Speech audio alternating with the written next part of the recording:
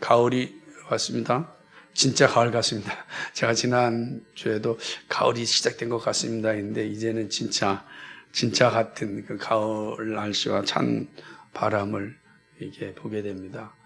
환절기에 또 우리의 건강도 잘 유지하시기 바랍니다. 여러분은 우리가 이제 경험하고 있는 수없이 많은 직업들을 알고 있을 겁니다. 근데 그 많은 직업들 가운데서 거짓말을 가장 많이 하는 직업은 무엇일까요? 여러분, 거짓말을 가장 많이 하는 직업이 있다면 어떤 것일까요? 제가 두 가지 기사를 봤는데 하나는 미국의 기사고 하나는 우리나라의 기사를 봤는데 미국의 기사는 이렇게 돼 있더라고요. 가장 거짓말을 많이 하는 직종 1위가 변호사, 그 2위가 중고차 딜러, 3위가 정치인, 4위가 언론인, 이렇게 이제 돼 있더라고요. 그러니까 참 미국이란 나라가 재밌는 모습이죠.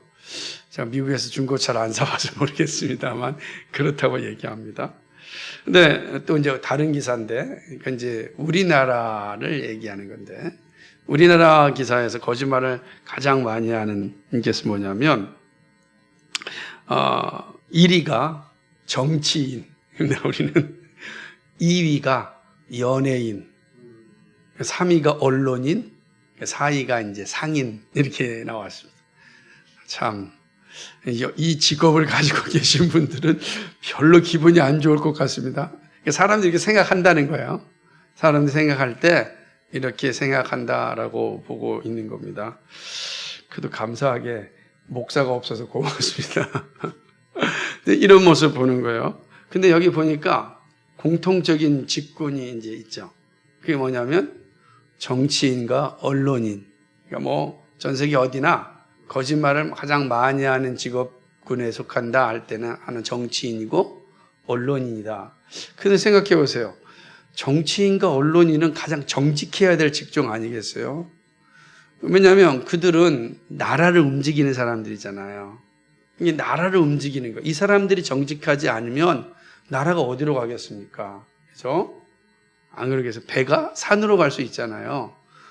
그런데 실제로는 이 사람들은 가장 많이 거짓말을 한다라고 생각하고 있다는 것입니다.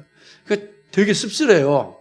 가장 정직해서 백성들을 잘 이끌어가야 될 사람들이 가장 거짓말을 많이 하는 직군에 뽑혀 있다라고 하는 것이죠. 그런데 이걸 보면서 더 재밌는 것은 거짓말을 뻔히 하는 사람들의 말을 믿는 사람들이 많다는 겁니다.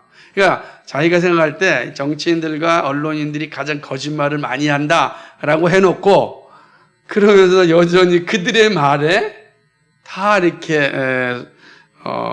믿고 따르고 있다라고 하는 사실입니다. 이거 어떻게 보아야 할까요? 참 우스운 일이 아니라 할 수 없습니다. 거짓말처럼 공동체를 파괴하는 행위가 없습니다. 거짓은요, 자신은 물론이고 이웃을 이간질하고 공동체를 질식하게 만듭니다. 그 사람들은 공동체를 질식하게 만들고 다른 사람으로부터 자기를 이게 떨어지게 하려면 가장 잘 사용하는 게 뭐냐? 거짓말하는 겁니다. 거짓말을 하면 관계가 확실히 끊어집니다. 그래서 이게 끔찍한 거죠. 이 거짓말이 한번 돌기 시작하면 가정도 다 무너지게 돼 있어요. 여러분 생각해보세요. 부부가 거짓말한다고 생각해 보십시오. 어떻게 되겠습니까? 참 끔찍한 결과 나타나지 않겠어요? 자식과 부모가 거짓말 관계라고 생각해 보십시오. 이게 얼마나 끔찍한 일이겠습니까? 그러니까 이것은 개인은 물론이고 모든 공동체를 다 파탄에 이르게 하는 것입니다. 그 거짓말이 이렇게 잔인한데 거짓의 근원은 어디에 있습니까? 성경은 거짓의 근원을 사단이라고 얘기합니다. 사단을 향하여서 거짓의 아비라, 아비라라고 하는 말이 좀 안타까운데 근원이라는 거죠. 거기서부터 이 거짓이 시작됐다라고 하는 것이죠. 이렇게 본다면 거짓은 사단의 종이 되었다는 증거입니다. 거짓말하는 사람들은 사단의 종이 되었다든지 아니면 사단에 미혹당하였다든지 사단의 졸개가 되었음을 드러내는 그러한 증표가 거짓이다라는 거죠. 거짓을 행하는 자는 얼굴은 뻔뻔하게 들고 있을지 모르지만 이미 그는 사단의 졸개들이다라는 것이 이제 분명하죠. 사단은 아주 순간순간 우리의 영혼을 갉아먹습니다. 그래서 거짓과 싸우는 것은 실제로는 사단과 싸우는 일입니다. 거짓과 싸우는 것은 사단과 싸우는, 거짓을 죽이는 일은 사단을 죽이는 일이다라고 할 수 있습니다. 사단은요, 누구든지 자신의 종으로 만들고 싶어 합니다. 자, 대제사장들과 사내들인 공회원들, 가장 정직해야 될 집단 아니겠습니까? 근데 이들이 사단의 종이 됩니다. 그러니까 사단은 저 사람들을 나의 종으로 만들면 완벽하게 자신의 나라를 확장할 수 있고 건설할 수 있다고 생각합니다.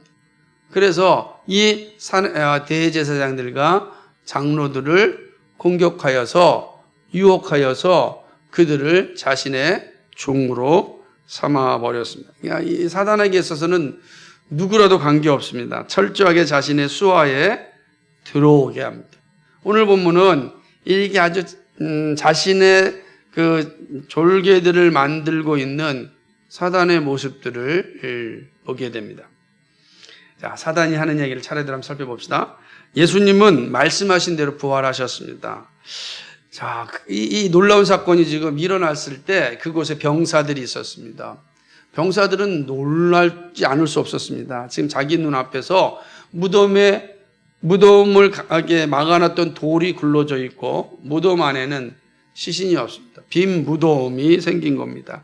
지진이 일어났습니다. 엄청난 사건을 경험하였던 병사들입니다. 그 사건 앞에 그들은 너무 두려워해서 말문도 열지 못했던 상황이었습니다.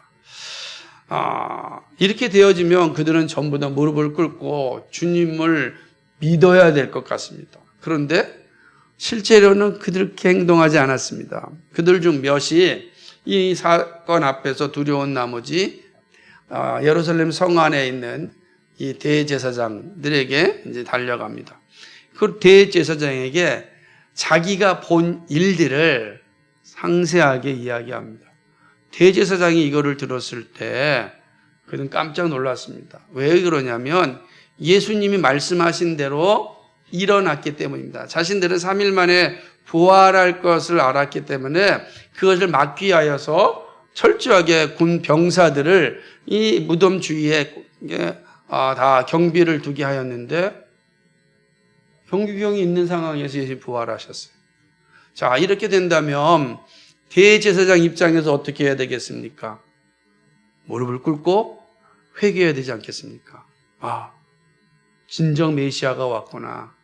진정 그리스도가 오셨구나. 이렇게 행해야 되는 것이 아주 상식적이고 정상적이라 생각합니다. 그런데 우리가 본문을 보게 되면 대제사장은 이 경비병의 이야기를 듣고서 어떤 생각을 합니까? 큰일 났다라고 생각합니다. 왜 큰일 났을까? 아무래도 이제 자신의 권력이 이제 무너질 것 같은 그런 두려움이 앞섰겠죠. 그래서 그는 누구를 부르냐면 장로들을 부릅니다. 장로들을 부르고서 이 경비병이 한 이야기를 듣습니다. 그리고 모의를 합니다. 어떤 모의를 합니까?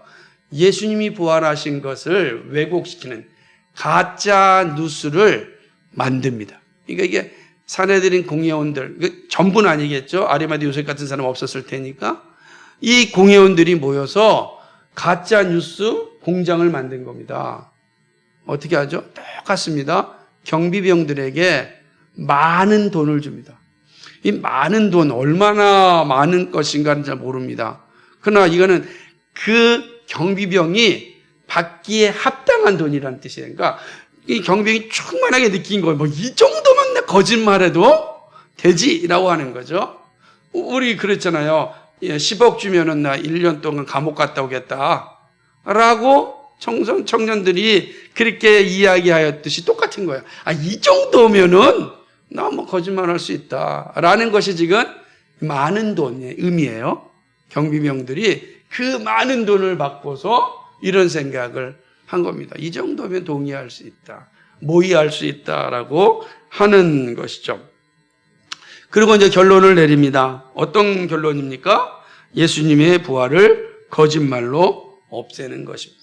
사실은 그 경비병의 이야기를 들었을 때 경비병, 그다음 대제사장, 그리고 장로들에게는 마지막 기회가 주어진 거죠. 회개할 수 있는 마지막 기회가.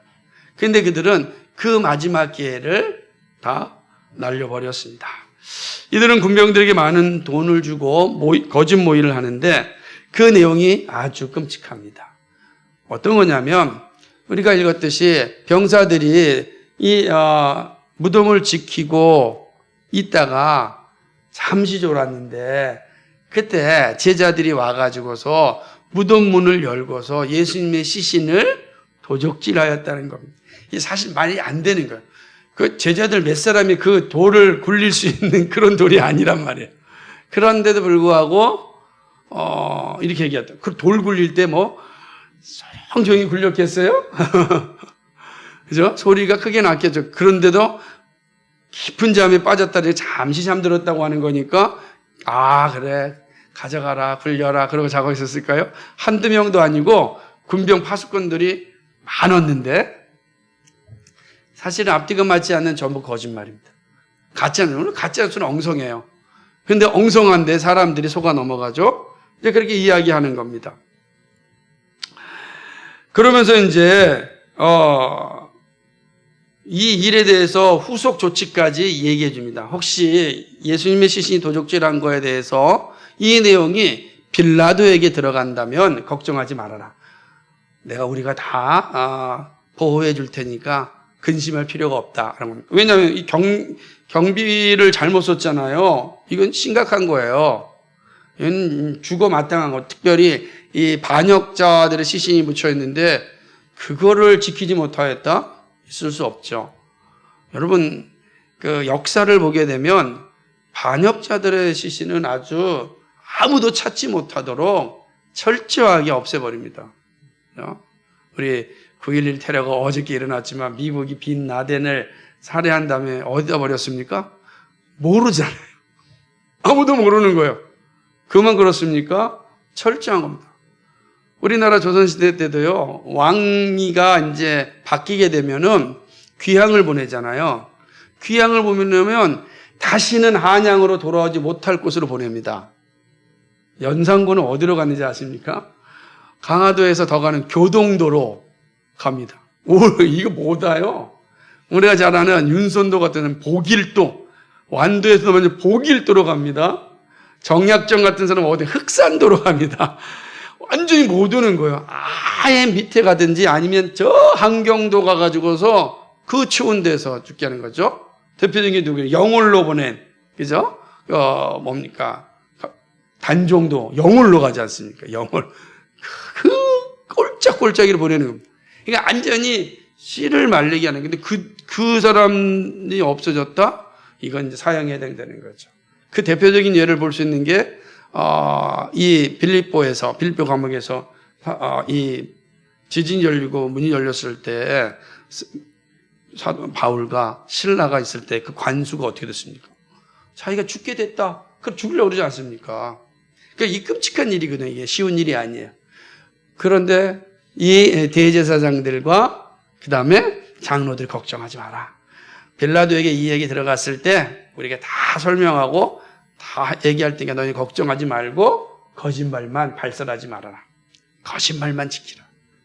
거짓말만 지키라. 이 얘기를 하는 것입니다. 이 군병들은 많은 돈을 받았고 종교 지도자들의 요구 상황에 가르친 대로 합니다. 마태는요, 이러한 거짓이 1세기 유대인 가운데 소문이 나 있다고 말합니다. 여기 보면 오늘날까지, 그러니까 마태가 이 본문을 기록한 1세기 안에 기록했으니까 그때까지 많은 사람들에게 예수님이 부활하신 것이 아니라 예수님의 시신이 어떻게 됐다? 도적질 당했다. 라는 소문이 유대인들 가운데 있는 겁니다. 뿐만 아니라 나중에는 예수님이 살아나셨을 때 예수님이 죽은 게 아니라 기절했다. 예수님이 기절했다라는 그런 말까지 이제 하는 것입니다. 부활은요, 예수님의 메시아 되심이 확실한 표징입니다. 그러게 대제사장들과 장로들은 어떻게 해서라도 이 상황을 막고 싶어 했습니다. 사단은 이러한 대제사장들과 장로들의 탐욕을 사용하여 거짓의 자리에 서게 만듭니다. 그러니까 그들의 탐욕을 사용한 겁니다. 그래서 그 탐욕이 거짓의 자리에 설 수 있도록 사단이 이제 부추긴 것입니다. 부활이 없으면 예수님도 죄로 인하여 죽은 것이기에 결코 구원자가 될 수 없습니다. 그죠? 이 사실을 만드니까 예수님을 구원자로 만들면 안 돼요. 이게 사단이 하는 일이죠. 그리고 사단은 탐욕이 가득한 자들을 이용합니다. 예수님의 부활은 복음의 핵심입니다. 얘는 부활이 없이는 우리의 구원이 없기 때문입니다. 본문 내용입니다. 요약하자면 예수님의 부활 앞에서 사단의 졸개가 된 대제사장과 장로들 그리고 뇌물을 받은 군병들의 추악한 모습들을 보여줍니다. 마태는 이 사실을 기록하고 있습니다. 1세기 교인들에게 성도들에게 오고 오는 모든 그리스도인들에게 이 사실이 무엇을 의미하는지 분명히 알려주고 싶었습니다. 그렇다면 이 기록이 무엇을 전하고 싶을까요? 한번 살펴봅시다. 첫 번째는요, 예수님의 부활을 거짓으로 만들고자 애쓰는 이 사단의 몸부림을 가르칩니다. 사단은 예수님의 부활을 거짓으로 만들고자 몸부림치고 있다라는 사실을 이야기합니다. 이게 마지막까지 잘 이해하셔야 됩니다. 사단은 어떻게 해서라도 부활하신 예수님을 전하지 못하게 합니다. 왜 그러냐면요, 부활은 사단의 나라를 무너지게 하기 때문입니다. 부활하신 예수님이 가는 곳에는 사단의 나라가 세워질 수가 없습니다. 그렇게 되는 거죠. 사단은 모든 방법을 다 동원하여 가짜 뉴스를 완성합니다. 자, 사단이 동원한 첫 번째는요, 뇌물을 사용합니다. 뇌물은 진리를 거짓으로 만듭니다. 거짓이 확산되는 곳에는요, 항상 돈이 함께합니다. 거짓 뉴스가 판치는 곳에는 돈이 되기 때문이에요. 돈이 있는 곳에 거짓을 합니다. 아이들이 부모에게 왜 거짓합니까? 대부분 돈 때문입니다.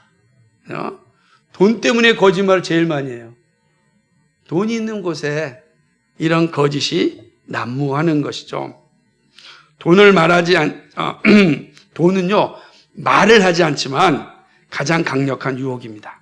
경비병들은 자신 앞에서 일어난 일을 보고 두려워했습니다. 어떻게 해야 될지 모르는 상황에 몇 사람은 대제사장을 찾아갑니다. 이들은 빌라도에게 먼저 가지 않고 대제사장에 갔습니다. 그럴 수밖에 없겠죠. 두렵고 떨리니까. 다양한 이유를 생각해 볼 수 있습니다. 그런데 14절을 보면은 알 수가 있는데 그것은 이들이 이 사건으로 인하여 자신들이 처벌받을 수 있음에 두려워했음을 볼 수 있습니다. 두려운 거죠. 그러니까 이 두려움으로 인해서 빌라도에게 가지 못하고 대제사장들에게 가는 것입니다.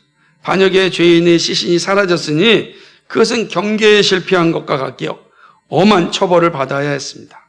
그러므로 자신들이 살고자 하는 마음에 대제사장을 찾아갑니다. 그런데 이게 웬일입니까? 대제사장이 책망하기는커녕 돈을 줍니다. 대제사장도 책망해야죠. 근데 그들은 책망하기는커녕 돈을 줍니다. 많은 돈과 빌라도에게 해를 당하지 않게 해주는 약속입니다. 이 뇌물을 받은 경비병은 제자들이 예수님의 시신을 도적질했다고 선언합니다. 이제 공모에 가담하는 것 아니겠습니까? 사단이 아주 교묘하죠? 이 돈을 사용해서 드디어 가짜 뉴스를 완성합니다. 이게 인간이 가지고 있는 모습들인 것 같아요. 뭐 지금도 변하지 않죠. 두 번째는요, 이 사단이 사용한 두 번째는 권력의 탐심을 사용합니다. 권력 욕심이 진리를 거부하고 가짜 뉴스를 만들게 합니다. 경비병들의 이야기를 듣고 대제사장과 장로들이 의논합니다. 그리고 얻은 결론은 가짜 뉴스를 만들자는 거예요. 옛날에는 이걸 유언비어라 그러는데 요즘은 이제 가짜 뉴스라는 표현이 우리의 시대적 언어가 됐잖아요. 그죠? 언어는 이렇게 바뀌는 겁니다. 유언비어가 됐습니다. 가짜 뉴스를 만들자. 이렇게 생각한 것은 예수님의 부활이 자신들의 권력에 심각한 타격을 주기 때문입니다. 또한 생명의 위협도 받게 됩니다. 부활은 예수님의 메시아됨을 고백하는 일이기 때문입니다. 그래서 그들은 자신의 권력을 지키고자, 자신의 거짓을 끝까지 숨기고자 거짓말을 더 준비합니다. 경비병들은 큰 돈 앞에서 거짓은 아무 문제가 되지 않았습니다. 권력을 지키고자 하는 욕심 앞에서 종교 지도자들의 신분은 중요하지 않았습니다. 자신들이 지금 누구인지 이 신분에 대해서 다 망각하는 거야. 내가 어떤 직분을 가지고 있는지 다 망각한 거예요.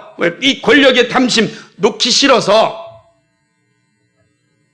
거짓의 자리에 서는 것입니다. 결국 현장의 경비병이 예수님의 시신이 도적질 당하였다고 말하고 이 일을 모의하고 전파시킵니다. 1세기 유대인들이 이렇게 생각하고 있다는 거예요. 누가 얘기했기 때문에? 대제사장들과 장로들이 이야기했기 때문입니다. 자, 경비병만 얘기했으면 그렇게 확산되지 않아요. 그런데 누가 얘기했습니까?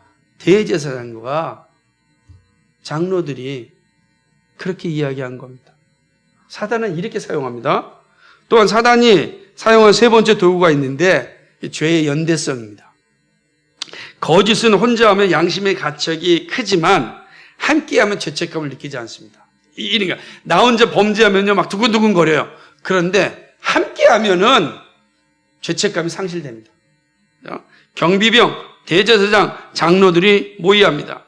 경비병들에게 큰 돈을 주고 거짓을 말하게 하고 자신들의 입을 맞춰서 거짓을 완성합니다. 확실하게 준비가 되자 가짜 뉴스를 발표합니다. 딱 발표하는 거죠. 이렇게 사단은 자신의 나라가 무너지는 것을 막고자 몸부림치면서 부활이 알려지는 것을 저지합니다. 이렇게 되는 거예요. 자, 이 세 종류의 사람들이 연대하니까 이제 죄의 파급력은 커지고 양심은 사라지게 되는 겁니다. 죄가 연대하면 엄청난 파급력이 나타나는 거죠. 그리고 죄책감은 사라지고 맙니다. 우리도 마찬가지입니다. 이 죄가 연대하면요 끔찍한 일이 벌어집니다. 이건 지금도 동일합니다. 예수님의 부활을 믿지 못하게 하는 다양한 세력들이 여전히 존재합니다. 저는 그런 의미에서 특별히 이 교수라고 하는 이름으로 유혹할 때 조심해야 됩니다. 우리가 되게 중요한 거예요. 엘리트가 전문가가 되게 중요해요. 그러나 그것이 진리는 아니란 말이에요. 신학교수도 마찬가지입니다. 저는 신학교수들이 제일 많이 유혹할 때가 언제냐면은 이 성경 단어를 어원을 통해서 마치 자기만 아는 어원, 히브리어나든 헬라어 자기만 아는 어원을 가지고 알고 있다는 것을 통해서 미혹할 때입니다. 되게 재밌습니다. 특히 동성애에 대한 미용할 때 솔로몬에 대한 이 표현 속에 보게 되면 히브리어로 보면은 여성 명사를 쓸 때가 있거든요. 봐라. 이러니까 이 솔로몬도 그러한 동성애적 기질을 가지고 있다. 이렇게 이야기해버리는 오류에 빠지기도 합니다. 그래서 성경 해석할 때 가장 중요한 건 문법적이고 역사적이지만 신학적 해석이 중요하다 라고 이야기하는 것 가운데 이런 모습이 있습니다. 근데 많은 사람은 그런 것에 혹하잖아요. 그죠? 여러분 막 그런 거 얘기하면 되게 막 혹한단 말이에요. 그의 외적인 모습이 어떠하더라도 역사적 신앙 고백을 떠나며 멀리해야 됩니다. 그래서 이 성경 해석에 있어서 참 중요한 것 하나가 신앙의 유산입니다. 신앙의 유산. 그죠? 그게 되게 중요한 요소를 가지고 있어요. 그래서 그 격파 목사님들은 성경 해석에 있어서 기본적인 해석이 중요하지만 그러나 역사적 유산을 무시한다면 그것을 멀리해야 된다. 이렇게 이야기하기도 합니다. 어쨌든 이들은 이 죄의 연대성을 통하여서 예수님의 부활을 철저하게 막습니다. 이게 사단이 하는 일이죠. 그러니까 우리가 지금 마태는 이 사실을 기록하여서 사단이 지금 어떤 일을 하고 있는지, 사단은 어떻게 해서든지 모든 수단을 사용하여서 예수님의 부활을 방해하고 있다라고 이야기하는 것이죠. 두 번째는요, 이 본문을 통해서 말씀하는 것은 진리는요, 거짓으로 막을 수 없다라는 사실을 지금 우리에게 가르치고 있습니다. 진리는 자유를 가져오고 영원한 생명을 갖게 합니다. 그래서 진리가 위대한 것입니다. 예수님은 진리를 알지니 진리가 너희를 자유케 하리라 하셨습니다. 사도 바울은 그리스도를 향하여서 자유하는 여자의 후손이라 이렇게 말씀하였습니다. 그런데 사단은 이 진리를 거짓으로 막으려고 합니다. 예수님의 부활의 현장에서 첫 번째 거짓으로 예수님의 부활을 막으려 했습니다. 예루살렘 성 안에서 대제사장과 장로들의 모임에서 거짓으로 진리를 막으려고 하였습니다. 하나님께서 불꽃 같은 눈으로 보고 있지만 자신의 욕망이 하나님을 인식하지 못하게 한 겁니다. 내 욕망이 가득 차면 하나님이 나를 보고 있다는 사실을 망각하게 되는 거죠. 여러분이 조용히 하나님을 인식하면요, 내 죄가 드러나고 내가 하나님 앞에서 어떻게 살아야 될 것인지가 막 생각이 나요. 그런데 내 욕망이 가득하면 하나님이 지금 내 눈앞에, 내 앞에서 보고 있음에도 불구하고 인식하지 못하는 거예요. 욕망이 그걸 가려버리는 거예요. 바로 앞에서 이야기하고 있는데, 하나님의 말씀이 바로 내 귀에 들리고 있는데도 욕망이 있으면 들리지 않아요. 욕망의 소리만 들리는 겁니다. 그렇습니다. 예수님은 부활한 것이 아니라 도적질 당하였다라고 이야기합니다. 예수님은 죽은 것이 아니라 기절했다 말합니다. 예수님의 부활은 육체의 부활이 아니라 정신의 부활이다 라고 이야기합니다. 육체의 부활에 대한 부정과 거짓이 난무합니다. 이렇게 하는 거예요. 이제는 도적질도 아니고 기절설도 아니라 그러니까 이제는 어떻게 이야기합니까? 과학적으로 믿을 수 없으니까 예수의 부활이라는 것은 육체의 부활을 말하는 것이 아니라 정신의 부활이다. 아, 그럴듯하지 않습니까? 정신이 늘 부활되어야 되지 않느냐? 그 민중 속에서 예수의 정신이 부활한 것, 그것이 부활이다. 이렇게 이야기합니다. 그럴듯하죠? 다 얘기합니다. 그러나 예수님이 부활하신 역사적 사실을 막을 수 없습니다. 예수님은 제자들에게 나타났습니다. 그리고 사람 남는 소명을 다시금 부여하셨습니다. 나중에는 다메섹에서 사도 바울에게 나타났습니다. 핍박하는 그 바울에게 예수님이 나타나셨습니다. 40일 동안 있으면서 500의 제자들에게 나타나셨습니다. 그리고 모든 제자들이 보는 앞에서 승천하셨습니다. 부활하신 주님을 목격한 제자들은 자신의 목숨을 기꺼이 바쳐서 복음을 땅끝까지 전하였습니다. 그리고 작은 겨자 씨앗이 큰 나무로 자라듯이 교회는 예루살렘에서 시작하여서 땅끝까지 세워지고 있습니다. 여러분, 나라마다요, 자연 종교가 다 있습니다. 다 나라마다 자연 종교가 있어요. 근데 그 자연 종교가 모든 나라에 있지 않습니다. 그런데 교회는 모든 나라에 있습니다. 모든 나라에. 이것이 부활의 증거입니다. 부활하신 그리스도의 영광은 모든 나라에 다 있습니다. 그리고 모든 나라의 자연 종교는 이 진리 대신 그리스도를 받아들이기 위한 예비적인 모습이라고 할 수 있습니다. 진리는요, 거짓으로 막을 수 없습니다. 가짜 뉴스는 진리를 이길 수 없습니다. 우리 교회가 정직한 질문에 정직한 답변을 추구하는 것이 바로 여기에 있습니다. 진리는 더딥니다. 거짓은 빨리 갑니다. 그러나 거짓이 진리를 이길 수 없습니다. 더디 가지만 진리가 승리합니다. 부활하신 주님이 우리 교회를 세웠기 때문에 우리는 정직한 질문에 정직한 답변을 추구하는 것입니다. 여러분, 이 사실을 항상 기억하셔야 합니다. 그래야 그리스도의 영광이 나타나는 겁니다. 세 번째는요, 회개는 사단이 살아 움직이지 못하게 합니다. 이 사실을 보여주는 거, 이 말씀이. 여러분, 이 기록은 이 사실을 분명하게 우리에게 알려줍니다. 경비병과 대사장 그리고 장로들이 모여서 거짓을 말합니다. 자, 이들이 모여서 연대를 하니까 믿지 않을 사람이 어디 있겠습니까? 무덤을 지킨 경비병이 증언합니다. 내가 직접 눈으로 봤다. 제일 무서워. 내가 직접 봤다니까.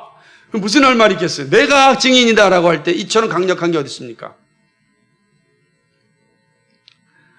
정직을 생명으로 삼고 있는 대제사장들과 백성의 지도자 역할을 하는 장로들이 같은 말을 하는데 따르지 않을 백성이 어디 있겠습니까? 완벽합니다. 사단은 신이 납니다. 자신의 왕국을 만드는데 최적의 조건을 갖추었기 때문입니다. 자,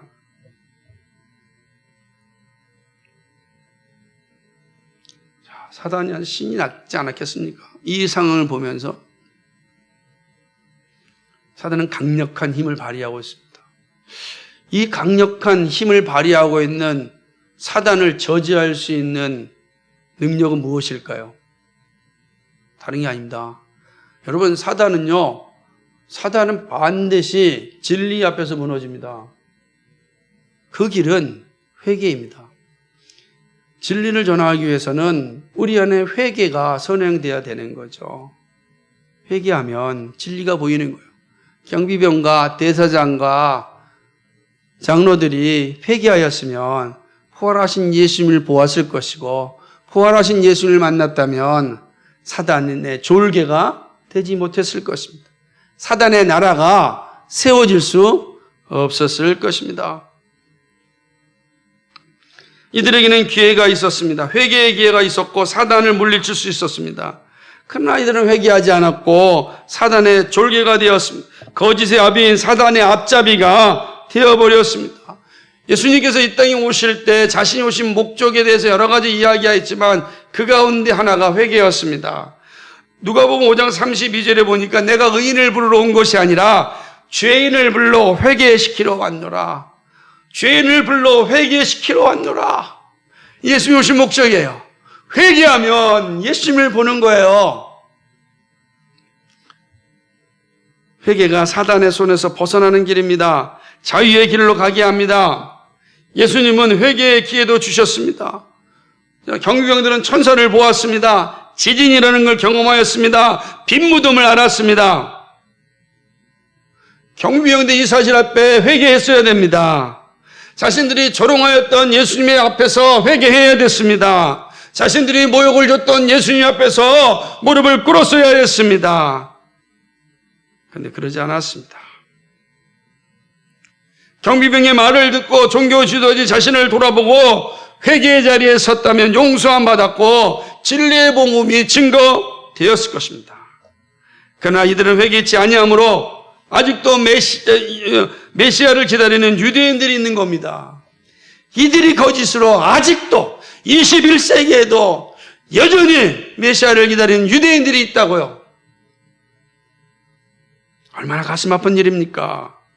자신도 죽고 다른 사람도 죽음에 이르게 하는 영적인 맹인들입니다. 회개하면 사단은 더 이상 활동하지 않습니다. 거룩함이 지배를 당하기에 사단은 쫓겨납니다. 우리가 날마다 회개하는 것은 사단이 틈을 타서 우리 안에 들어오는 것을 막기 위함입니다. 시험이 들고 불만이 생기고 교만함이 나타나는 것은 회개의 기도가 없기 때문입니다. 왜 우리가 시험에 듭니까? 왜 불만이 생깁니까? 왜 교만이 나타납니까? 회개하지 않기 때문입니다. 내 죄에 대해서 회개하지 않으니까 온통 불만스럽고 그곳에 사단이 기가 막히게 틈을 타서 우리 안에 들어와서 자신의 왕국을 만들어버리는 겁니다.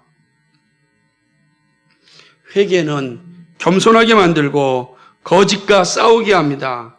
회개하는 자는 항상 그리스도를 바라보게 합니다. 죄인 중에 괴수라고 하는 자기가 무슨 말을 하겠습니까? 주의 은혜 가운데 무릎 꿇고 주여 말씀하옵소서 순종하겠나이다. 이것이 회개하는 자에게 나타나는 열매입니다. 거기에 생명이 있습니다. 그런 측면에서 여러분, 회개의 자리가 여러분의 자리가 되길 소망합니다. 항상 회개의 자리에 서십시오. 그것이 생명을 얻는 길입니다.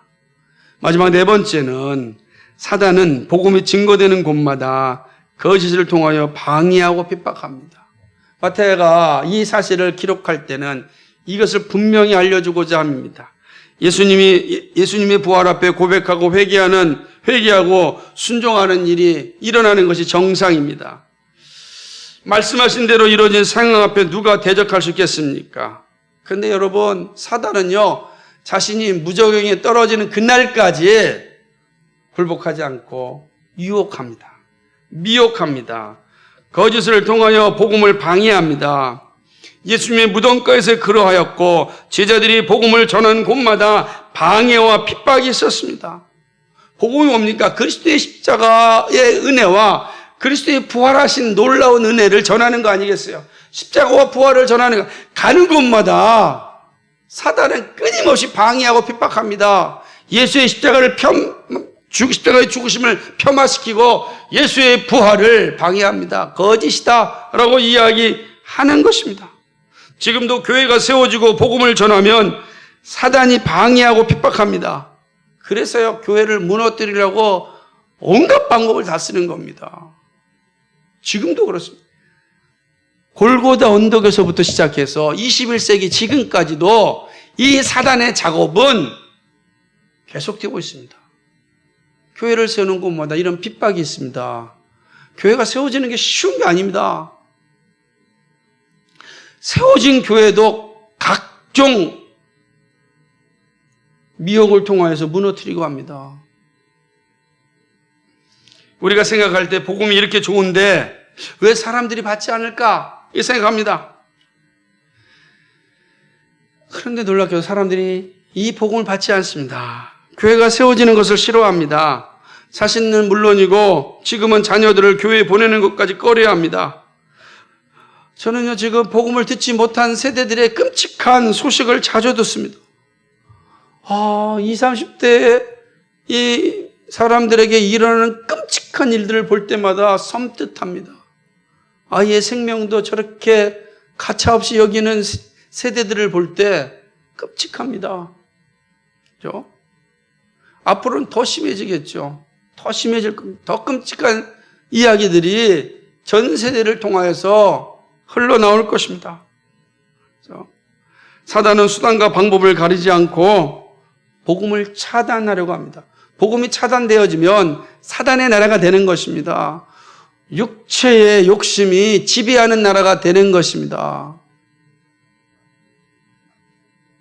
거짓의 근원인 사단은 반복되는 가짜 뉴스를 통하여 복음을 훼손하고 교회를 핍박하고 그리스도인을 유혹합니다. 그 시작이 부활의 현장에서 여실히 보여주고 있습니다. 그러므로 교회가 세워지는 것은 쉽지 않음이 이상하지 않습니다. 당연한 거예요.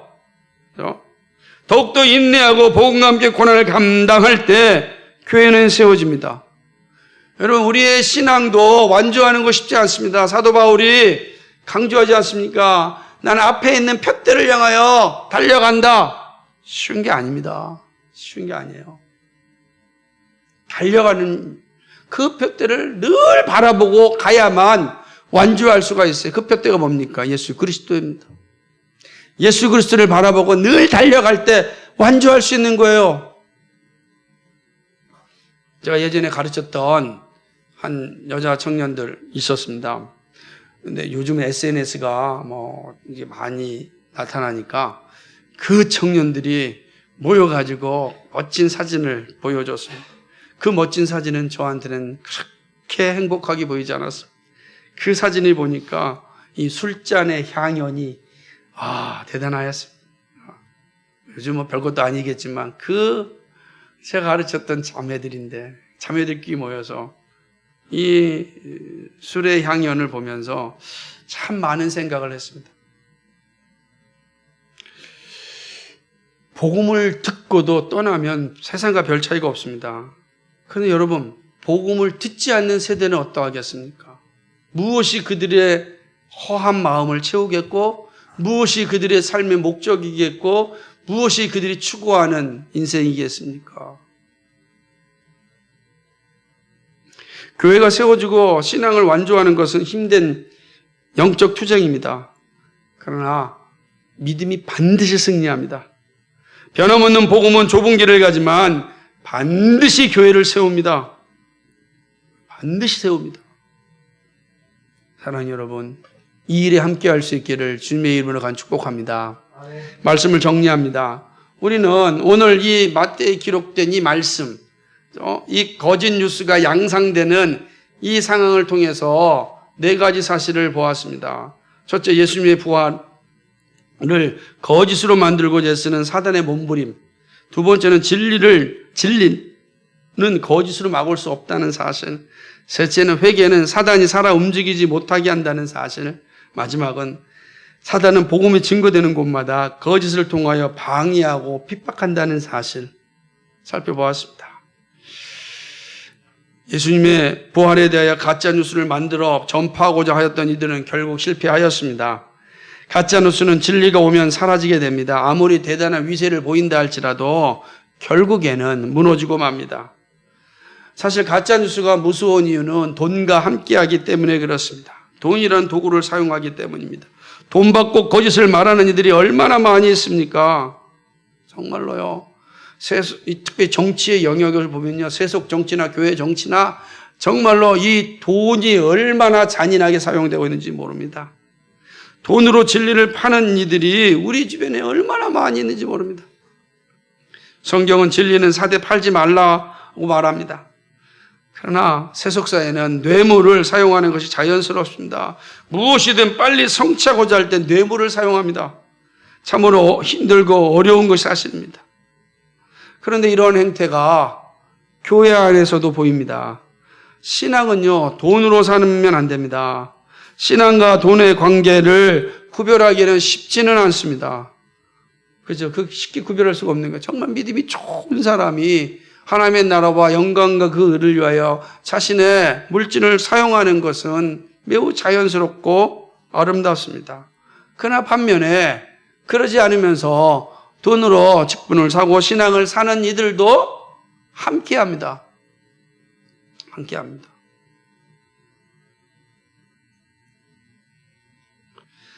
참 제 입으로 말하기가 어렵지만은 종종 비참한 이야기를 들을 때마다 가슴이 너무 아픈 겁니다. 이러한 상황 가운데 우리가 정말 타락하지 않으려면 힘을 달래 진리를 소유해야 합니다. 정말 성령께서 바른 분별력을 주시려고 구해야 됩니다. 그래서 그 분별력을 받아야만 됩니다. 그리스도인은 거짓을 사용하여 자신의 욕망을 채우고자 하는 이들을 멀리해야 합니다. 거짓을 습관적으로 행하고 있는 사람들을 조심해야 됩니다. 여러분, 이 사실을 기억하십시오. 그죠? 거짓으로 자신의 욕망을 채우고자 하는 일이 있다면 반드시 멀리하십시오. 거짓이 습관적으로 행하고 있는 사람이 있다고 한다면 늘 경계하십시오. 이 사람은 회개가 없는 사람입니다. 회개가 있는 사람은 거짓을 말하는데 괴로워합니다. 어떤 거짓도 합리화하지 말고 회개의 자리에 여러분 서야 합니다. 여러분, 기억하십시오. 회개하는 사람은 죄에 대해 괴로워하거든요. 여러분, 회개할 때 성령이 역사합니다. 그리고 그들의 자리에서 멀어지는 것이 얼마나 복이 있는지 몰라요. 그리고 힘들고 어렵지만 참된 것이 얼마나 위대한 것인가를 드러내는 일에 우리가 힘을 써야 합니다. 그리스도인은 돈과 권력과 죄의 연대성의 자리에서 도망치기를 잘해야 합니다. 도망친다는 것은 바로 죄 죽이는 일입니다. 죄 죽이는 일이에요. 그리스도인은요, 이 육체의 욕심을 십자가에 못 박은 사람이에요. 십자가에 못 박았다라고 할 때 그것은 죄를 죽인다라는 뜻입니다. 죽이는 자입니다. 죽인다라고 할 땐 그 자리에서 도망치는 겁니다. 그 자리에 함께 있지 않습니다. 힘들고 어려운 일입니다. 즐거움의 자리에서 떠나는 것처럼 어렵고 힘든 게 없습니다. 그래서 교회도 즐거움의 자리에 있어도 된다라고 가르치기도 합니다. 아주 사단과 함께하는 죄의 연대성에 빠져있는 그런 모습들입니다.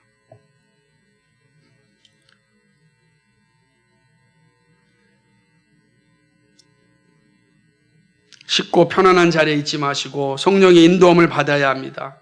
그죠? 여러분, 기도의 자리에 서지 않고 영광을 받을 생각을 한다면 그처럼 어리석은 일이 없습니다. 기도하지 않았는데 영광을 기대하고 있다고요? 참으로 불쌍한 사람입니다. 기도하십시오. 기도하면 하나님의 영광이 우리에게 주어집니다. 거짓은 잘 되는 것 같아도 반드시 망합니다.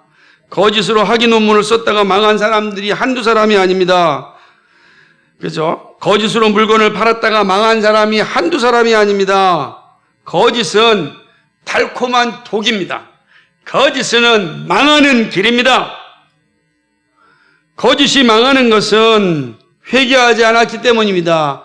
회개하지 않았기 때문에 진리가 보이지 않습니다. 진리가 보이지 않으니까 망하는 길로 계속 가는 겁니다. 우리는 살면서 죄를 짓습니다. 죄 짓지 않고 살 수 있는 나를 바라보면서 살아가는 것이 그리스도인입니다. 그러나 그리스도인은 죄의 자리에 오랫동안 머물지 않습니다. 회개하여 성령의 인도함을 받는 자리로 나아갑니다. 그래서 마침내 영광의 자리에 머물게 됩니다. 사랑하는 여러분, 하나님은 우리가요 복 있는 삶을 살기를 원합니다. 이 세상에서 정말 복 있는 인생이 되기를 기대하시고 원하시고 지금도 중보하십니다. 그런데 그 길은 회개로부터 시작합니다. 죄를 죽이는 자리에서 시작되는 겁니다. 사단의 졸개가 되어 사는 부자가 아니라 그리스도와 함께 사는 부자를 하나님이 기대하십니다. 우리는 부활의 증인입니다. 이 사실을 잊지 말아야 합니다. 모든 것이 소멸되는 것이 아닙니다. 부활하여 하나님의 영광에 이릅니다. 그리고 땅에서 누리는 이 천국을 영원히 누리게 됩니다. 사랑하는 여러분, 여러분의 삶의 현장 가운데서 부활의 증인으로 담대하게 믿음의 길을 걸어갈 수 있기를 간절히 축복합니다. 주께서 여러분과 함께 하실 것입니다. 의심하지 마십시오. 그 앞길이 어렵게 보인다 할지라도 주님의 도우심과 함께 그 믿음의 길을 끝까지 완주할 수 있기를 주님의 이름으로 다시 한번 축복합니다. 아멘. 거룩하시고 자비하신 아버지 하나님, 고맙고 감사합니다. 가짜 뉴스를 양산하는 이 예루살렘 성전 안에서의 모습을 봅니다. 진리가 드러나야 될 곳에 사단의 소굴이 되어진 모습을 볼 때 너무나도 가슴이 찢어지고 아픕니다. 그러나 그 모습은 1세기의 모습뿐만 아니라 오늘 21세기에도 여전히 들려주고 있습니다. 복음을 듣고 정직하게 고백하고 하나님 앞에 서서 살아가고자 하는 그 욕망이 아니라 거짓으로 자신들의 부와 명예를 추구하고자 하는 그러한 욕망이 가득함을 보게 됩니다.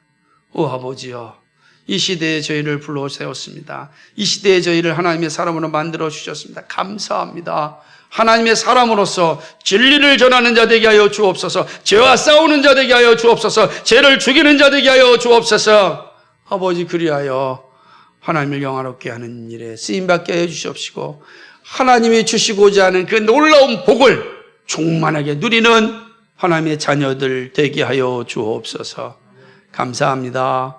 예수 그리스도의 이름 받들어 기도하옵나이다. 아멘.